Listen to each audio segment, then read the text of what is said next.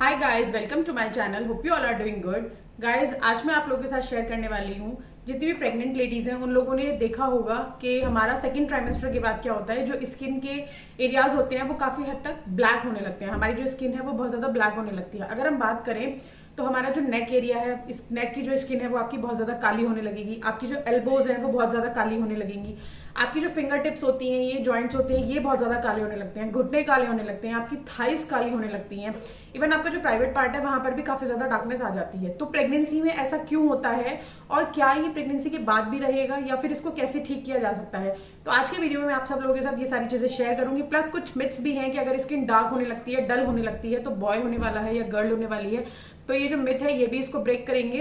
तो बने रहिए आज की वीडियो में और वीडियो को एंड तक जरूर देखें। जितनी भी प्रेग्नेंट लेडीज हैं उनके लिए ये वीडियो बहुत हेल्पफुल होने वाला है। और जिन लोगों ने अभी तक चैनल सब्सक्राइब नहीं किया है, please subscribe to my channel and hit the bell button to get notification. So without any further delay let's move on to the video. तो गाइस, सबसे पहले मैं आपको बताती हूँ अपने बारे में। मेरे साथ क्या हुआ था जब मेरी फर्स्ट प्रेगनेंसी थी, उस टाइम कोविड चल रहा था। और मेरी प्रेगनेंसी में सेकंड ट्राइमेस्टर से क्या हुआ, मैंने देखा कि मेरी गर्दन जो है वो बहुत ज्यादा काली होती जा रही है। अब मुझे अंदर ही अंदर टेंशन होने लगी कि मेरी गर्दन इतनी ज्यादा काली क्यों होती जा रही है। मेरा ओवरऑल जो फेस था वो बिल्कुल ठीक था, हाथ पांव बिल्कुल ठीक थे, लेकिन गर्दन का जो कलर था वो इतना ज्यादा डार्क हो गया था कि मुझे कहीं जाने में भी शर्म आती थी। और मेरे जो नेबर्स और जो मेरे फ्रेंड्स थे वो भी मुझे बोलते थे, यार तेरी नेक इतनी काली क्यों होती जा रही है, ऐसा क्यों हो रहा है। लेकिन मुझे किसी ने भी ये नहीं बताया कि प्रेगनेंसी में ऐसा होता है, बॉडी चेंजेस आते हैं, हार्मोनल चेंजेस की वजह से ऐसा होता है। फिर मुझे बहुत टेंशन होने लगी। मैं टेंशन में क्या करने लगी, अपने घर में ही ऑर्गेनिक पैक्स बना के, जो होममेड पैक्स होते हैं ऑब्वियसली, वही मैं लगाने लगी। लेकिन कहीं से कहीं तक कुछ भी असर नहीं हुआ। अब गर्दन इतनी ज्यादा काली हो गई थी कि मुझे ऐसे स्टॉल लपेट के फिर मैं नीचे जाती थी। फिर मैंने अपनी डॉक्टर से कंसल्टेशन किया तो मेरी डॉक्टर ने मुझे समझाया, Jayashree there is no need to worry.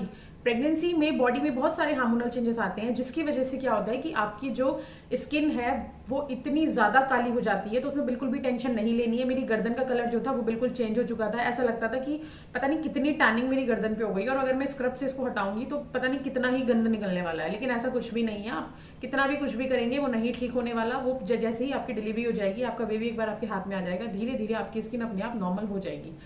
फिर मुझे मेरे डॉक्टर ने समझाया कि अगर आपकी गर्दन पे इतनी ज्यादा जो ये काली हो गई है, इस पे बिल्कुल भी ध्यान ना दो। ये अपने आप प्रेगनेंसी जैसे ही आपकी ओवर होगी, आपका जब टाइम कंप्लीट हो जाएगा, once you deliver your baby, उसके बाद ये सारी चीजें अपने आप नॉर्मल होती चली जाएंगी। फिर मेरी टेंशन थोड़ी खत्म हुई। तो जितनी भी प्रेग्नेंट लेडीज हैं, मुझे पता है जिनकी फर्स्ट डिलीवरी होती है, बहुत सारी चीजें ऐसी होती है आपके घर वाले भी आपको नहीं बताते हैं या आपको अपने नेबर से भी इन्फॉर्मेशन नहीं मिलती है। तो उस केस में मैं आपको बता दूं, अगर आपके नेक एरिया पर, अगर आपकी एल्बोज पर, अगर आपके फिंगर टिप्स पे, अगर आपके थाइस पे और अगर आपके प्राइवेट पार्ट पर भी बहुत ज्यादा डार्कनेस आ रही है, आपको लग रहा है कि आपके यहाँ ये पूरा काला हो गया है, फिंगर टिप्स आपकी सारी काली हो गई है, गर्दन आपकी बहुत ज्यादा काली हो रही है, अनएक्सपेक्टेडली काली हो रही है, तो बिल्कुल भी टेंशन नहीं लेनी है। ये चीजें नॉर्मल है।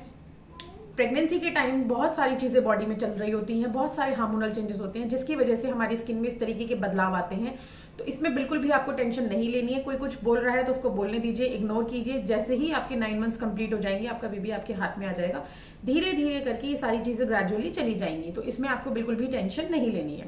दूसरा गाइस, लोगों ने एक बहुत बड़ा मिथ भी फैला रखा है कि अगर प्रेगनेंसी में आपकी जो स्किन है वो ग्लो कर रही है, आप बहुत सुंदर होते जा रहे हैं, आपकी स्किन शाइन कर रही है, तो आपको बेबी गर्ल होगी। और अगर वहीं आपकी स्किन में बहुत ज्यादा डार्कनेस आ रही है, बहुत स्किन डल हो रही है, बहुत ज्यादा पिंपल्स आ रहे हैं, ब्रेकआउट्स हो रहे हैं, स्किन में टैनिंग आ रही है, गर्दन काली होती जा रही है, तो आपको बेबी बॉय होगा। तो अगर मैं अपनी पर्सनली बात करूं तो ये मिथ जो है मेरे ऊपर बिल्कुल सही जाता है। मेरी दोनों प्रेगनेंसी में क्या हुआ था, मेरी स्किन बिल्कुल डल हो गई थी, मेरे बाल एकदम फ्रीजी हो गए थे। जैसे ही मैं शैम्पू करके आती थी, कंडीशनर करने के बाद भी मेरे बाल एकदम उड़े उड़े रहते थे, फ्रीजी रहते थे, स्किन बिल्कुल डार्क हो गई थी और बहुत बेकार सा फेस हो गया था, हल्के फुल्के पिंपल्स भी आ गए थे। लेकिन मुझे दोनों टाइम बेबी बॉय हुआ, तो ये मिथ मेरे ऊपर सही जाता है। लेकिन वहीं उसी टाइम मेरी फ्रेंड की भी एक प्रेगनेंसी चल रही थी, उसके साथ भी सेम सिचुएशंस थी, लेकिन उसको बेबी गर्ल हुई। तो ये सिर्फ मिथ्स हैं, इन पे हमें इतना जाना नहीं है। लोग बोलते हैं, वही वाली बात है, मैंने अपने लास्ट वीडियो में बताया था, कई बार तुक्का सही भी बैठ जाता है और कई बार तुक्का गलत भी बैठ जाता है। तो हम ये नहीं कह सकते अगर आपकी स्किन डार्क हो रही है, डल हो रही है, तो आपको बेबी बॉय ही होगा। It's just a myth. अब गाइज मैं आपको बताती हूँ, अगर प्रेगनेंसी में आपकी स्किन बहुत ज्यादा डार्क हो रही है, त्वचा आपकी काली होती जा रही है, तो उसमें आपको क्या करना है।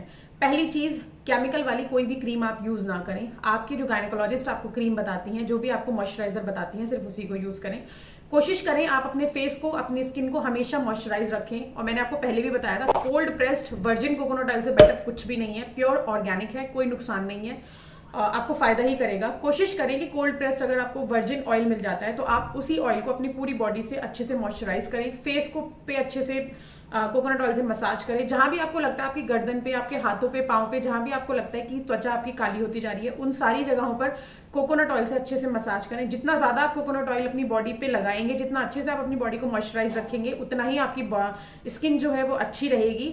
और बाकी अगर आपकी स्किन जो है बहुत ज्यादा काली होती जा रही है, कोकोनट ऑयल से भी लग रहा है कि कोई फर्क नहीं हो रहा है, तो बिल्कुल टेंशन नहीं लेनी है। आफ्टर 9 मंथ्स ये सारी चीजें अपने आप चली जाएंगी। मुझे भी बहुत टेंशन थी, आप लोग देख सकते हैं मेरी स्किन पर अब कहीं कोई टैनिंग या कहीं कोई ब्लैक पैचेस नहीं है। और यही अगर मैं आपको अपनी प्रेगनेंसी की वीडियोस दिखाऊंगी तो you guys will be shocked कि मेरी ऐसा लगता था पूरी परत आ गई है टैनिंग की, इतनी ज्यादा मेरी जो नेक थी वो काली हो गई थी।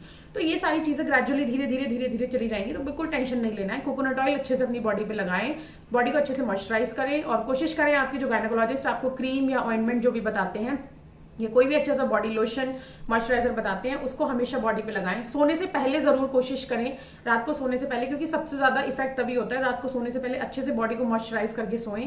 सारी चीजें धीरे धीरे अपने आप चली जाएंगी। और बाकी गाइज आई होप आपको मेरा वीडियो पसंद आया होगा। So if you guys like my video please give a thumbs up, और जिन लोगों ने चैनल सब्सक्राइब नहीं किया है please subscribe to my channel and hit the bell button to get notification. See you in my next video, till then take care, bye guys. और हाँ, अगर आपको कोई भी क्वेरी है तो आप मुझे कमेंट करके पूछ सकते हैं और मेरी मेल आईडी पर भी मुझे पूछ सकते हैं। Love you all, bye bye.